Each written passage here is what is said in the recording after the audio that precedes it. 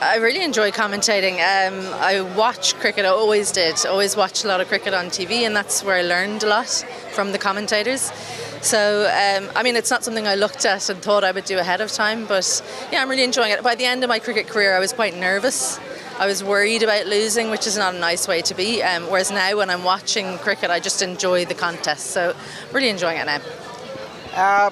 From playing cricket to now commentating, and from the family you belong to, and the man who you married is also a cricketer, and 5 of your siblings have played for Ireland national team. Is it safe to say that you gave away your life to cricket only? Yes, yeah, definitely. Because commentary is not a full-time thing. My job is also cricket at home, coaching. Developing women's cricket in particular. I also work in my own club with the women's team, so it's a diet of cricket. And my husband's an accountant, but other than that, he's very much a cricket man as well. It's great to see the game growing, because after 19 years of playing, I think that's why I stayed playing as long as I did, because I'd given so much to it and I felt like it was going to fall apart. That's a little bit silly to think, but at the time that was why I kept playing. I've given a lot to the game, and hopefully left a bit of a mark. And talking about your family, coming back to your family, 5 of your siblings have represented Ireland in cricket, and your mother was a cricket scorer as well. So how was it back in your days when you were growing up, and how did you come to cricket only? Well, for myself and my twin sister were the youngest, so 5 older brothers all played. So it was just in our DNA. We had quite a big back garden, and we had this little, we called it the yard. It was a little yard. It was like the width of a cricket crease, and we used to practice our batting there. Different types of like tennis ball cricket with all of us around, different rules and things like that. And then my brother Dom was very good at getting me to stop reading or stop doing whatever it was I was doing and come out and do some training when I was younger as well. And my brother Damien was a big influence on my career. He's probably the most aesthetically pleasing out of all of us, including Ed. But he was one of the older boys, and he was more of a musician. So, yeah, it was. If there was cricket on, this should give you an idea. If there was cricket on television, then that was what was on. You couldn't change it away from that. That was the rule in the house. So my older 2 sisters have no interest in cricket. They didn't enjoy that, but that's how we grew up. Talking about Ed Joyce, he represented England and Ireland, both the teams. And could you just tell me how people take it when an Irish guy comes to England and plays for England, and how does it feel in the society, and how was it when he played for England? It's a funny one, because for any other sport I think people wouldn't take it very well, but cricket, Irish people that played cricket at that time very much would have supported England.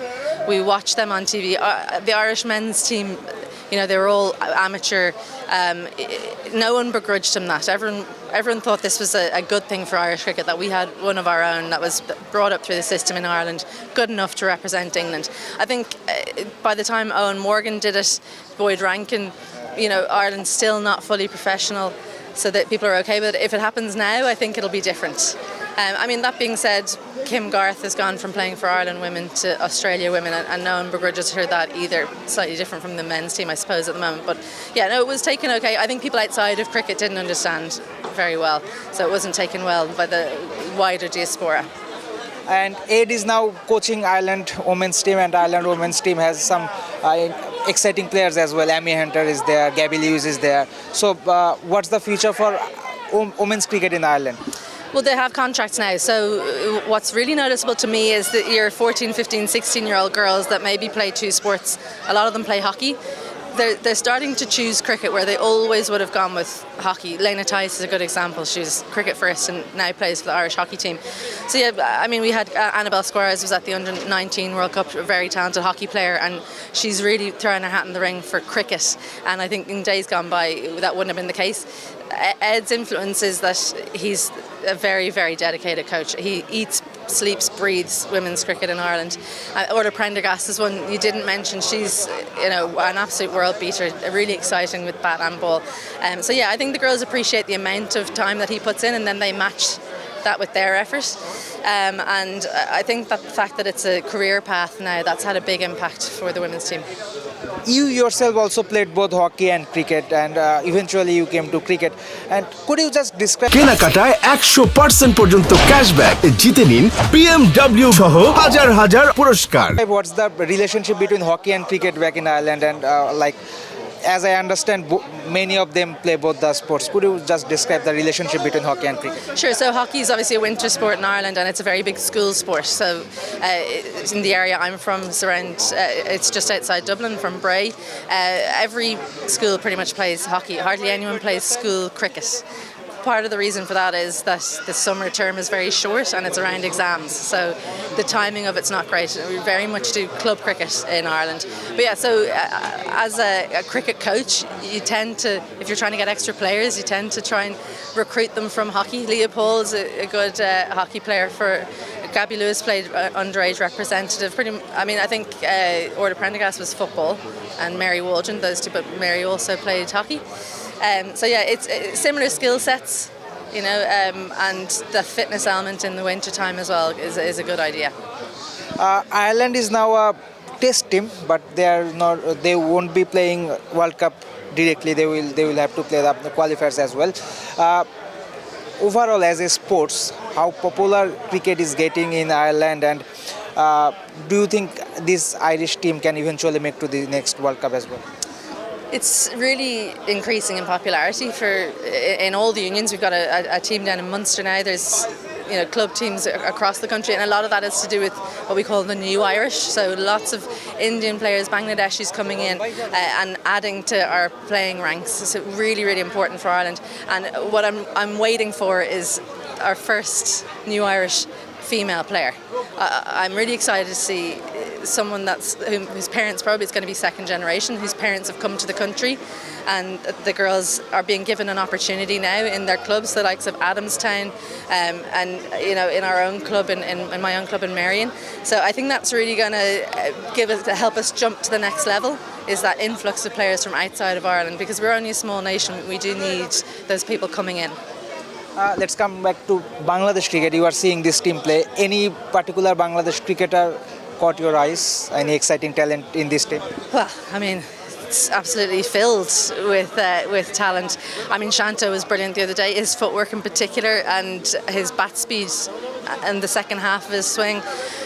Seeing the Fizz back in, I'm excited to see how he goes today. Mushfiqur is a luxury to have batting down the order. What strikes me is, to me, having gone to Bangladeshi people are so happy, such good support, and you really get that feeling, the vibe in this team, that they really enjoy playing together, and that's a nice, refreshing breath of fresh air. So yeah, they're very good to watch, and it's no surprise that they're on the up. One last question. This is a World Cup, yeah? Bangladesh will be playing World Cup directly, and it will be happening in our neighbor country, India. Condition will be familiar to Bangladesh. How far do you think this team can go to the World Cups?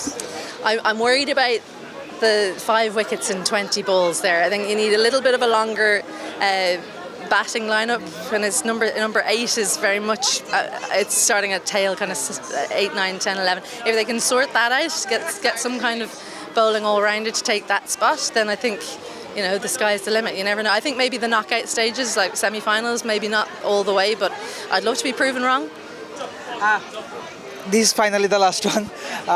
Do you follow?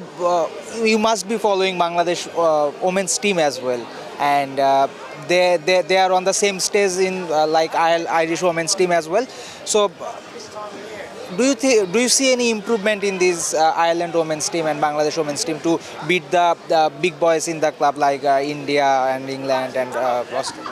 Well, I think Ireland and Bangladesh are improving in the women's game, but unfortunately so are those teams, England, Australia, and they just have such a huge pool of players to choose from. It's not beyond the realms that they can turn over one of those teams, but like I said, I think that more of an influx of a base of players for both Bangladesh and Ireland is important. I don't know about domestic cricket in Bangladesh, but it's been largely the same type of cricket. There's lots of good left-arm spinners.